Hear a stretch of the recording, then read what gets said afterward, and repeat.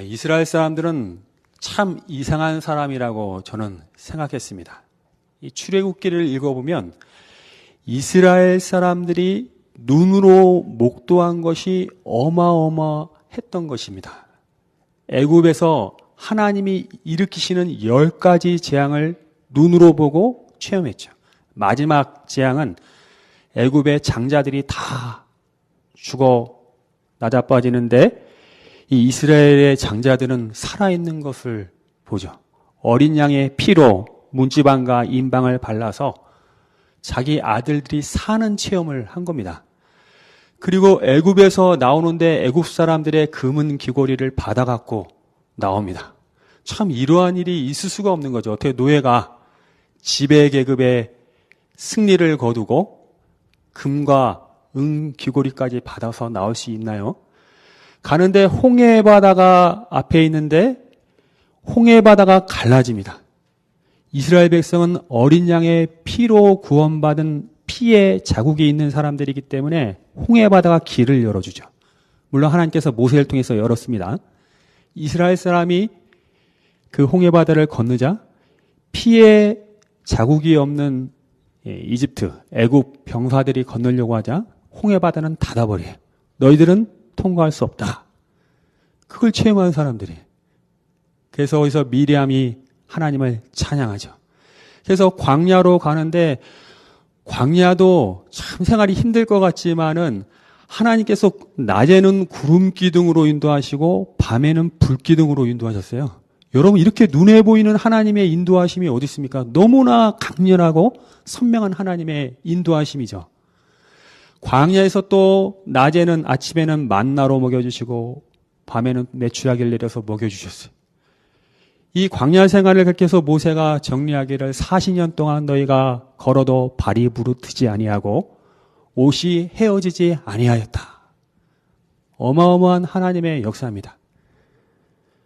우리들 중에 누구도 이러한 하나님의 역사를 체험했다면 감히 하나님을 원망하거나 불평하거나 의심하지 않을 거라고 대부분 생각하죠. 근데 이스라엘 사람들은 놀랍게도 이런 것을 다 보고 경험했는데 광야에서 하나님을 원망하고 애굽으로 돌아갔으면 좋겠다. 이렇게 얘기합니다. 도대체 이스라엘 사람들이 무엇이 잘못된 걸까요? 왜 이 사람들이 애굽으로 돌아가기를 원했습니까? 성경은 뭐라고 얘기하냐면 이스라엘 자손이 그때 광야에서 먹는 것이 부족하니까 애굽에서 고기 가마 곁에서 고기 먹던 것이 그립다. 또 만나와 메추라기 이런 걸 먹으니까 이 정력이 기력이 쇠해지니까 내가 값없이 생선과 오이와 참외와 부추와 파와 마늘 먹었던 것이 내가 기억난다.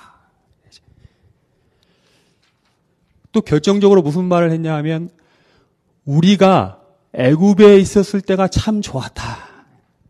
그래서 하나님의 진노를 촉발하십니다.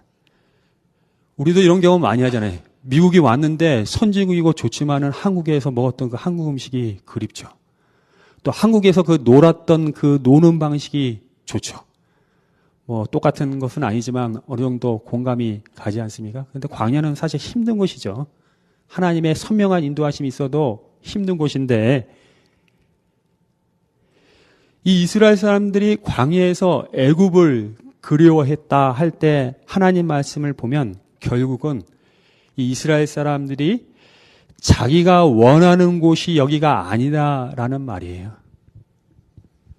아까 베드로에게 예수님 말씀하셨죠. 너가 젊었을 때는 너가 원하는 곳으로 네가 옷을 입고 갔지만은 늙어서는 네가 원치 않는 곳으로 갔다. 이 광야는 이스라엘에게 있어서 원치 않는 곳입니다. 아무리 하나님의 역사가 있고 하나님의 인도하심이 있어도 원치 않는 곳이에요. 애굽이 더 좋은 곳입니다. 애굽으로 가고 싶어요. 근데 이게 하나님의 은혜예요. 애굽으로 못 가게 하나님이 홍해로 팍 가로막아 버렸어요. 배수지를 친 거예요. 꼼짝 마라 이거죠. 이스라엘 백성은 돌아갈래도 홍해 때문에 홍해가 막혀서 돌아갈 수가 없어요. 우리가 예수님 믿고 나서 문득 그런 생각하잖아요. 야, 예수님 믿는 게 이런 거라면 차라리 안 믿는 게 좋겠다. 안 믿을 대로 돌아가고 싶다.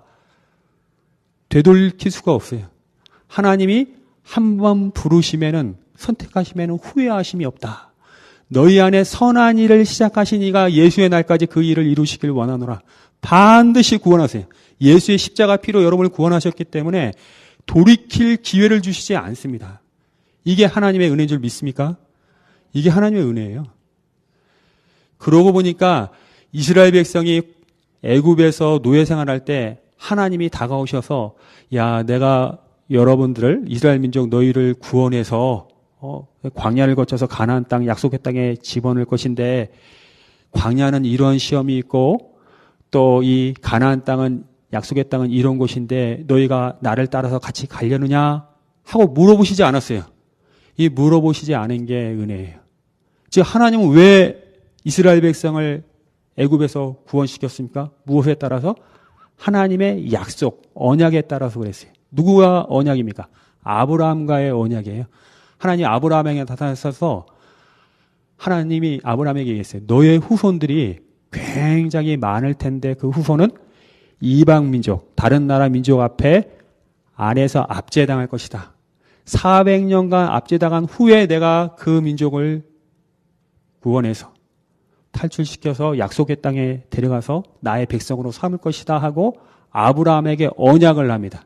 그 언약에 따라서 하나님이 구원하시는 하나님이세요. 근데 이 언약도요, 아브라함에게 물어보시지 않았어요. 언약은 쌍방에 서로 하는 것 같지만은 하나님의 언약, 성경에 나온 언약은 결코 인간에게 물어보지 않습니다. 그냥 하나님이 일방적으로 언약을 주시면서 내가 이렇게 하겠다. 이것이 너의 언약이다. 이게 은혜입니다. 이 언약에 따라서 하나님이 하나님의 신실하심으로 반드시 그 언약을 이루세요. 홍해로 막으시고 반드시 이루세요. 홍해로 되돌려 가려고 하는 사람들은 어떻게 합니까? 그냥 광야에서 그냥 죽게 하십니다. 지진 나게 해서 죽게 하고 병 나서 죽게 해요.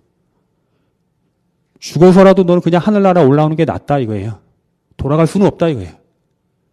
너가 그렇게 인생에서 애굽 땅을 그리워하고 가고 싶냐? 그냥 차라리 그럼 빨리 하늘나라로 올라와라 하고 하나님 죽이시는 것도 은혜죠.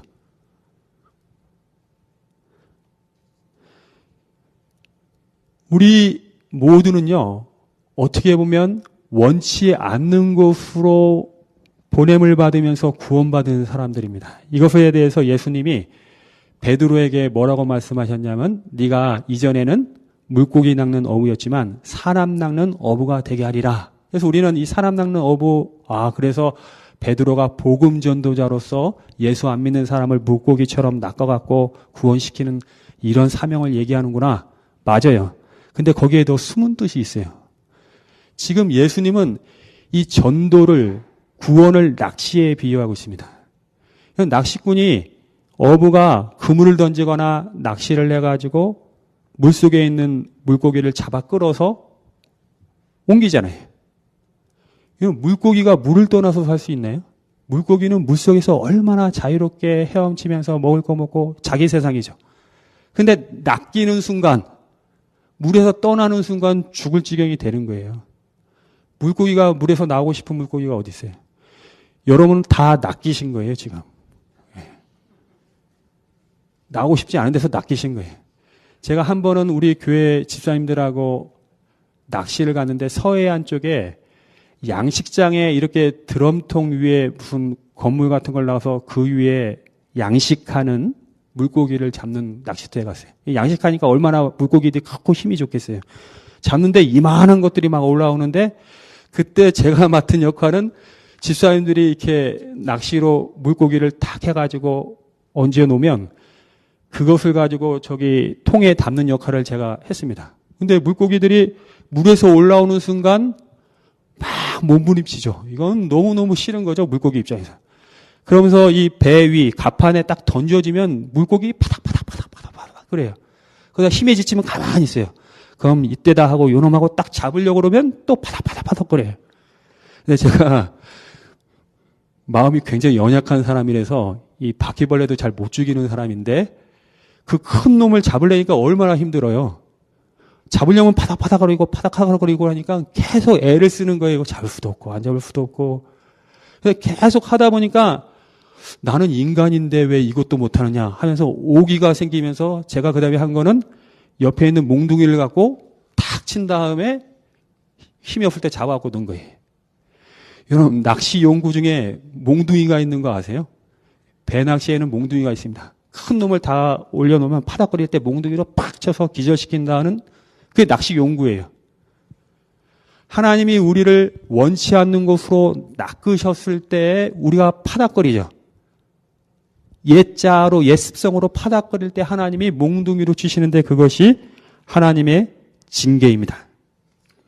히브리서 12장 6절에서 8절 말씀을 제가 읽어드리겠습니다. 주께서 그 사랑하신 자를 징계하시고 그가 받아들이시는 아들마다 채찍질 하심이라 하였으니 너희가 참음은 징계를 받기 위함이라. 하나님이 아들과 같이 너희를 대우하시나니 어찌 아버지가 징계하지 않는 아들이 있으리요.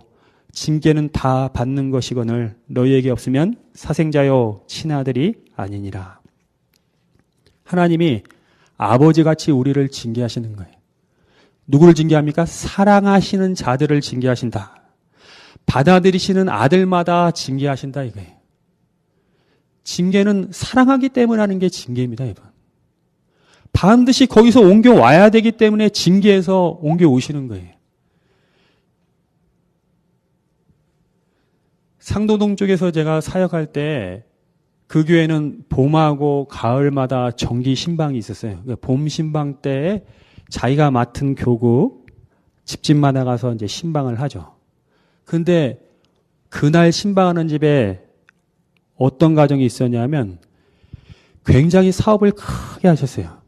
근데 쫄딱 망했어요.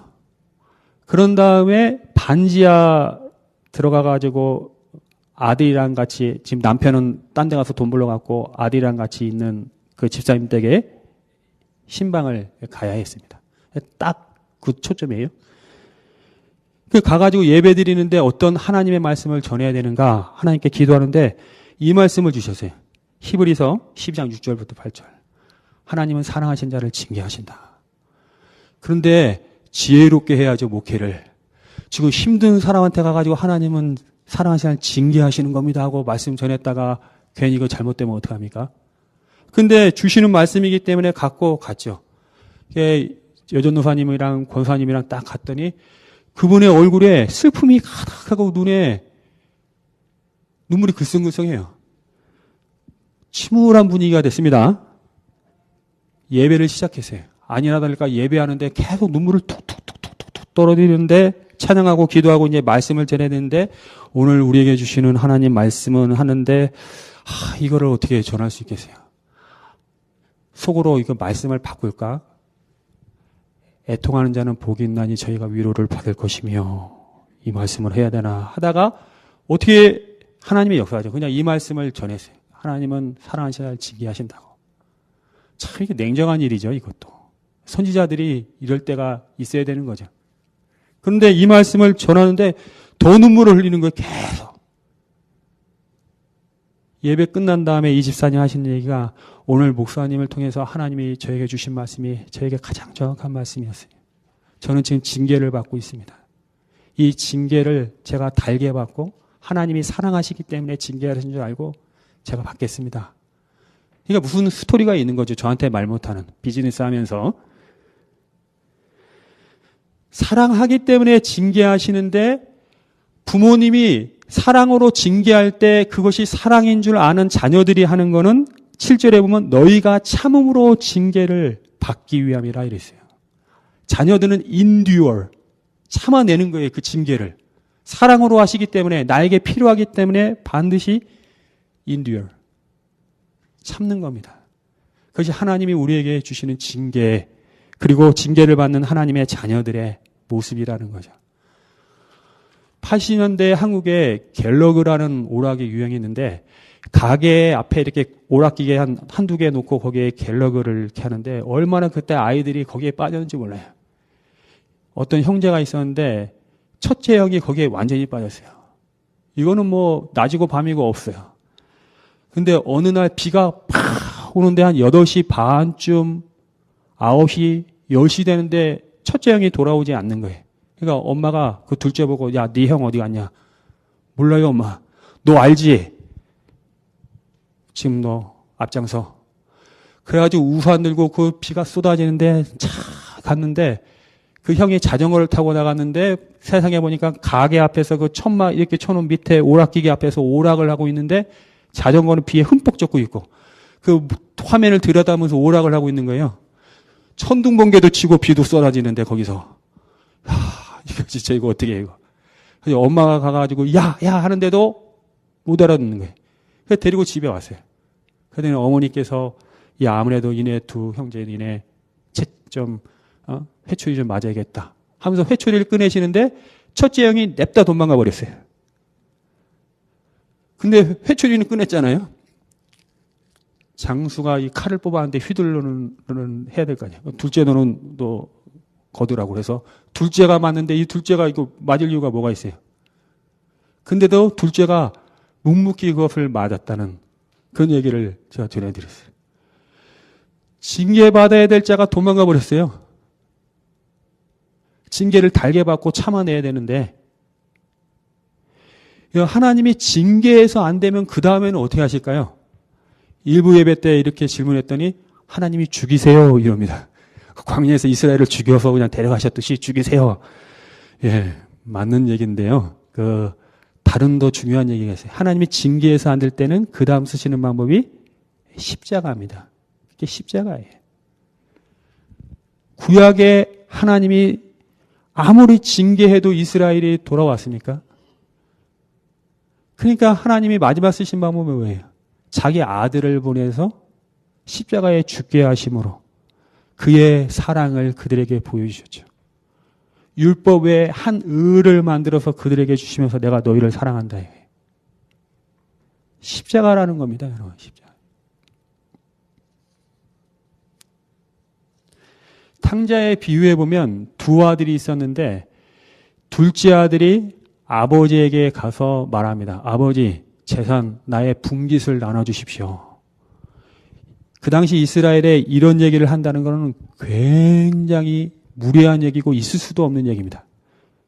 지금도 그렇죠. 지금 아버지 살아계신데 둘째가 가지고 아버지 어차피 뭐 돌아가시면 유산 주실 거 지금 좀 주십시오 하면 그 아들이 예뻐 보이나요? 이거는 정말 나쁜 인간이죠. 버릇없는 인간이잖아요. 그 정도의 얘기예요. 이스라엘은 더 심하죠. 근데 아버지가 재산을 나눠줘요. 아니나 다를까 그 둘째 아들은 그 재산을 가지고 외국으로 가서 창기와 어울리면서 허랑방탕하게 다 쓰고 거지가 되는 거죠. 저는 그 말씀을 읽으면서 이해가 안 갔어요. 이 아버지가. 이런 어리석은 아버지를 봤나. 아니 주면 뻔히 허랑방탕하게 타락할 걸 뻔히 하면서 왜 주냐 이거예요. 이걸. 그런데 아버지가 되고 나서 이해가 가죠. 이해가 가시죠 다들. 부모님들 고개 끄덕이시죠. 훈계합니다. 안 돼요. 징계합니다. 안 돼요. 그걸 넘어서 버렸어요. 그럼 부모가 쓸 수 있는 방법이 뭡니까? 자기를 내어주는 거예요. 그게 십자가입니다. 그러니 그래 여기 있다. 자신을 내어주는 겁니다. 그게 하나님 아버지가 십자가에서 보여주신 사랑이시죠. 둘째가 재산을 다 잃고 나서 남들 이방 민족 밑에 종으로 살면서 돼지 쥐염 열매를 먹으면서 깨닫게 되죠. 회개하게 되죠. 이게 하나님의 은혜입니다. 내가 하늘과 아버지께 죄를 지었사오니 내가 집에 돌아가서 아버지의 종이라도 살아야겠다 하고 돌아가죠. 돌아가는데 만나는 장면이 너무 인상적이잖아요. 저기 상거가 먼데 둘째 아들이 오는데 아버지가 보고 아버지가 달려가요. 그리고 보자마자 입 맞추고 야, 너 이제 정신 차렸냐? 회개했냐? 이런 말 안 하고 입 맞추고 옷 입혀주고 아들의 질을 회복시켜줘요. 이게 아버지의 은혜고 십자가의 사랑 아닙니까? 그 아버지가 둘째 아들 떠난 다음에 마음 편히 밥 먹고 살아셨어요? 우리 아들 언제 돌아오나? 우리 아들 언제 돌아오나? 멀리 항상 바라보고 계시는 그게 부모의 십자가죠. 하나님 아버지의 십자가죠. 성령께서 말할 수 없는 탄식으로 우리를 위해 기도하시기 때문에 우리가 지금 신앙생활하고 있는 거잖아요. 그러니까 하나님이 마지막에는 아들의 생명까지 내어주시면서 십자가를 지시면서까지 우리를 기다리시는 이유가 뭐 때문에 그렇습니까? 우리는 다 양 같아서 그릇 행해요. 자기가 원하는 곳으로 다녀요. 그런 하나님의 선택된 자녀들을 구원하기 위해서, 하나님이 원하시는 곳으로 옮기기 위해서는 십자가 사건이 벌어지는 겁니다. 십자가밖에 없는 거예요. 베드로의 경우가 그렇습니다. 베드로가 예수님께 부름받을 때 주여 나를 떠나소서 나는 죄인입니다 하고 회개했어요. 뭔가 깨달아진 것 같아요. 근데 그게 다가 아니죠. 계속 예수님을 쫓아다니면서 엉뚱한 얘기를 많이 하다가 예수님이 뭐라고 말씀하시냐면 내가 이제 떠날 것이다. 그랬더니 베드로가 주여 어디로 가시나이까? 예수께서 대답하시되 내가 가는 곳에 내가 지금은 따라올 수 없지만 후에는 따라오리라. 지금은 어떤 때입니까? 아직 성령이 임하지 않았을 때예요. 지금은 따라오지 못하지만 후에 성령이 임했을 때는 네가 따라올 것이다. 근데 성령 받지 못한 베드로가 이르되 주여 내가 지금은 어찌하여 따라갈 수 없습니까? 주를 위하여 내 목숨을 버리겠나이다. 이 베드로는 이렇게 열정적인 사람이고 순진한 사람이고 순수한 사람이에요.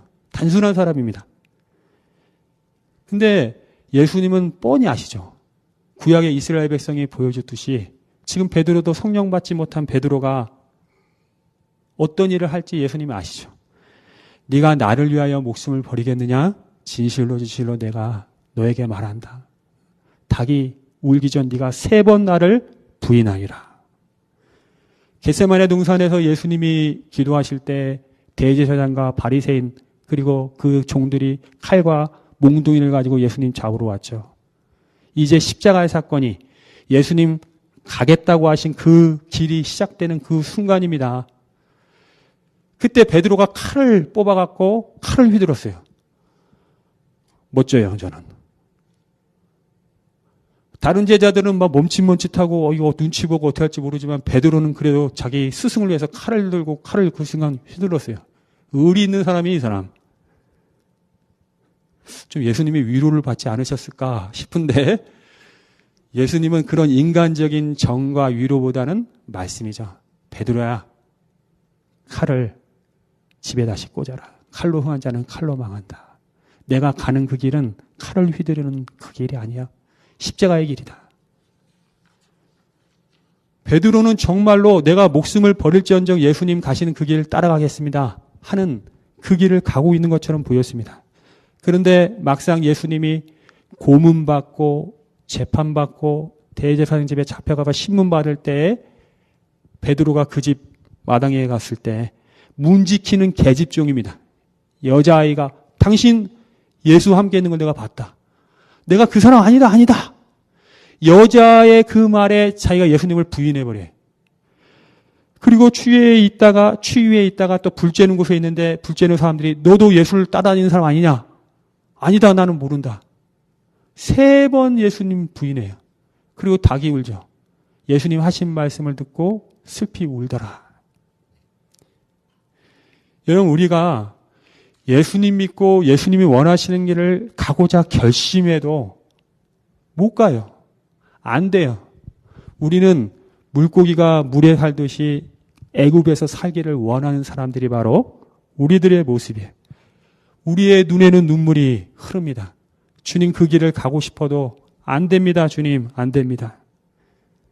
그 안 된다는 것을 받아들이고 믿으셔야 돼요. 안 됩니다. 그런데 지금도 된다고 베드로와 같이 말하는 사람이 있어요. 내가 죽을지언정 예수님이 가시는 그 길을 가겠습니다.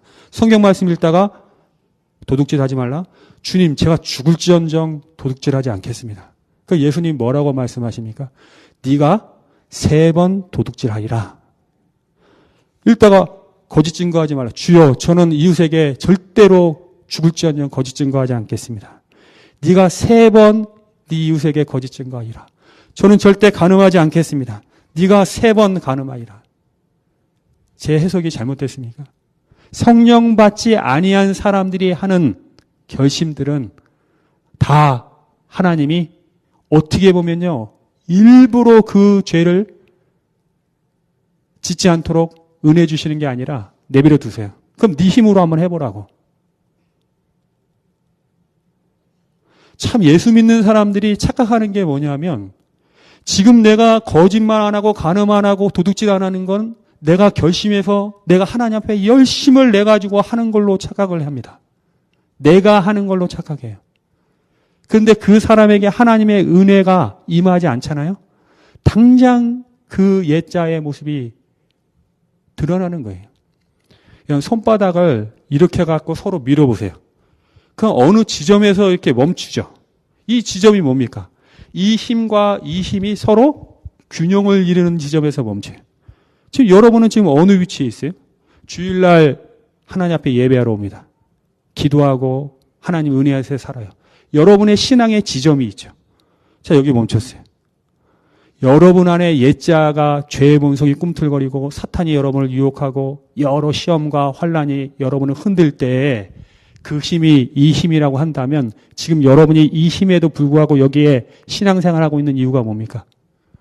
성령께서 하나님께서 받쳐주고 계시는 거 아니에요? 내가 하고 있는 겁니까?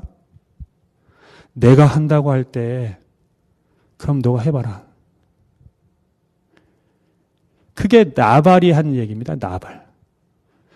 다윗이 도망 다닐 때 다윗의 군사들과 함께 어느 지역에 머물면서 자기들만 보호한 게 아니라 그 지역에 있는 사람들까지 다 이방 민족으로부터 도둑으로부터 보호해줘요.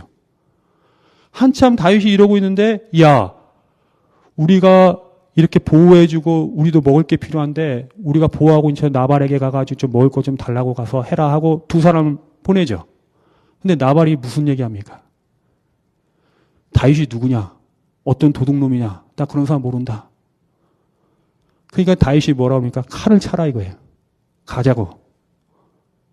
그래서 가는데 그 나발의 현명한 아내 아비가일이 와가지고 당신 은혜 덕분에 우리가 보호받는다 그러면서 물건을 드리지 않습니까?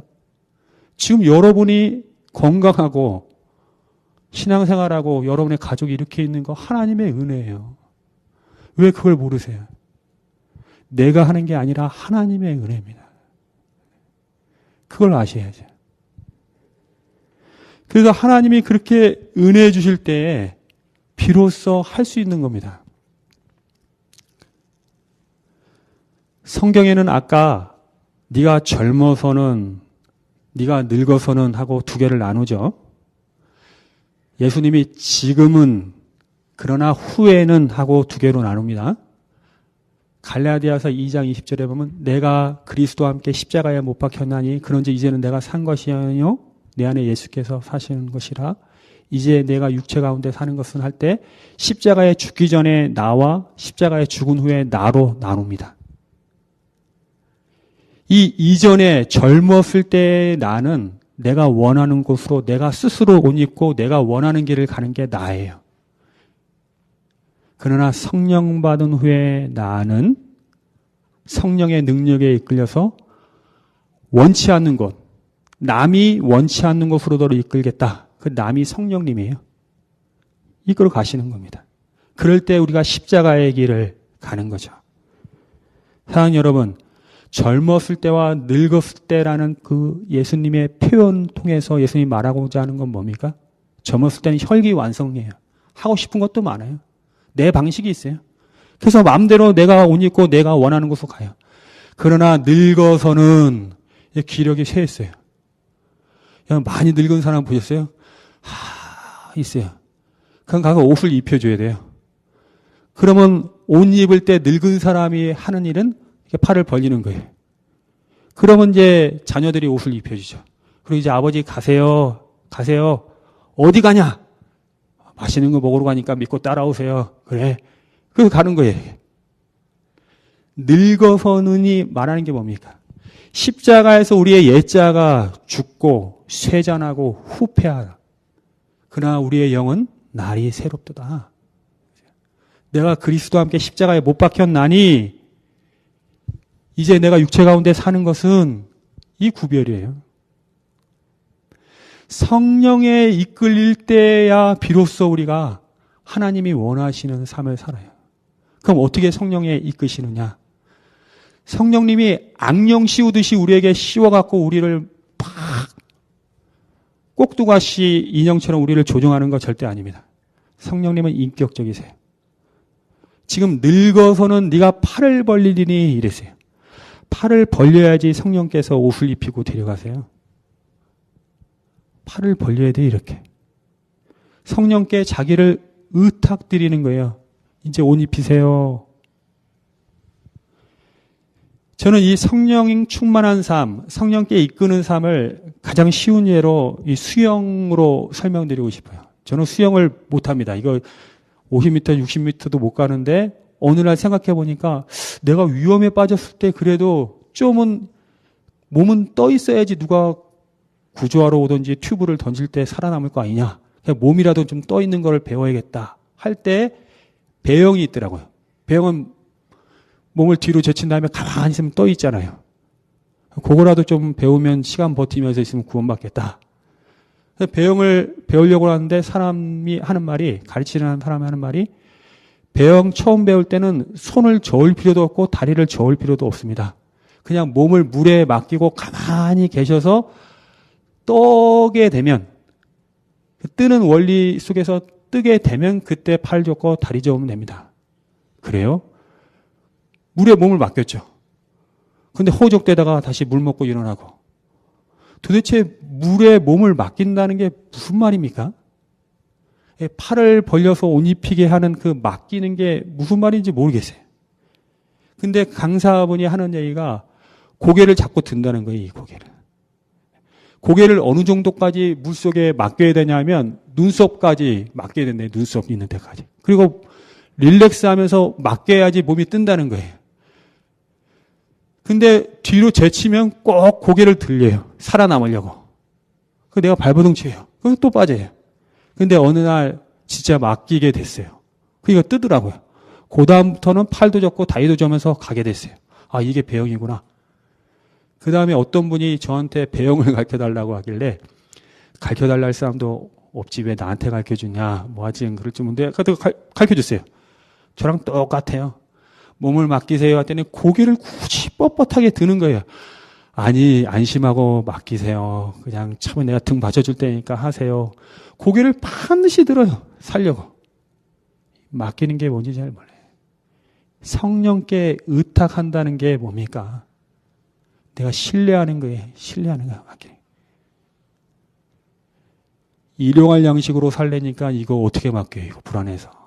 그러니까 이스라엘 백성이 가가지고 이틀치 3일치를 걷잖아요. 6일째 되는 날은 7일째 되는 날은 안식일이니까 나오지 말고 그냥 6일째 되는 날 2개 거둔 걸 먹으라고 그러는데 7일째 되는 날 굳이 나와갖고 그걸 또 걷고 있어요. 못 믿겠다 이거예요. 못 믿겠다.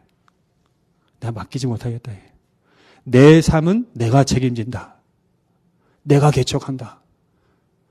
그냥 자기 길을 가면서 자기 영광을 위한 삶을 사는 겁니다. 이런 사람들에게 예수님이 십자가의 길을 통해서 성령에 의탁하는 그런 삶을 허락하셨어요. 베드로에게 예수님이 찾아오셔서 3번 부인한 거를 회복시켜 주세요. 네가 나를 사랑하느냐? 네가 나를 사랑하느냐? 사랑합니다. 사랑합니다. 사랑합니다. 참 예수님도 그렇죠.